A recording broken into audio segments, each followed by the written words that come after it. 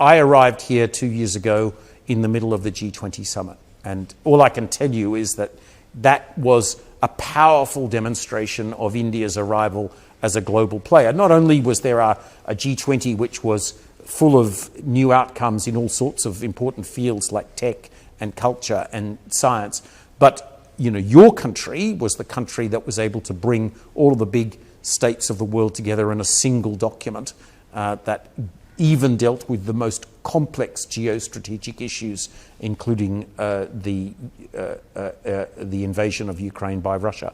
Look, India is a leading power in the world, and that has been very much underlined and accentuated by Prime Minister Modi. I arrived here 2 years ago in the middle of the G20 summit, and all I can tell you is that that was a powerful demonstration of India's arrival as a global player. Not only was there a G20 which was full of new outcomes in all sorts of important fields like tech and culture and science, but your country was the country that was able to bring all of the big states of the world together in a single document that even dealt with the most complex geostrategic issues, including the invasion of Ukraine by Russia. So, that's just one example. But when I see Prime Minister Modi going to Australia, speaking to the large diaspora community in Australia, promoting India, giving everybody a sense of India's great future in the world, I think it's really been quite a remarkable transformation. So the way I would put it is that Australia and India are very close partners in the Indo-Pacific. As I said, we share a vision about a stable and prosperous Indo-Pacific that we want to equally work together and build.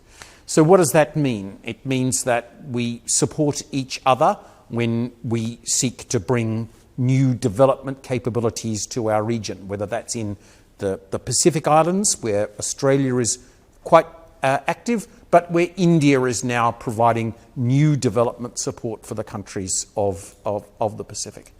Whether it's in fields like maritime domain awareness, where our navies and customs and border forces can work together, we are doing that.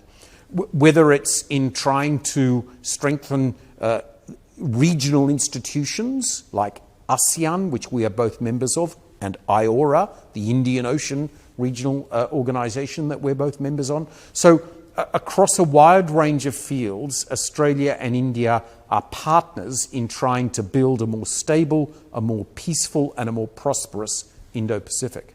Well, there's a few things that we're focusing hard on. So leaders last year set us some homework and said that we should update our long-standing defence and security statement. And so we are doing that right now. We are building a new maritime security roadmap so that in this very important sphere that we working closely together. On economics, we have an Australia-India economic roadmap, which is identifying where we think the big opportunities are in our sectors. And of course, our trade ministers are working quite closely together on a second phase of our free trade agreement that we call CECA. So across all of these domains and many more, including education and tech, critical minerals, we have some big future hurdles to cross. Well, this is a very good story. Our bilateral relations have never been better.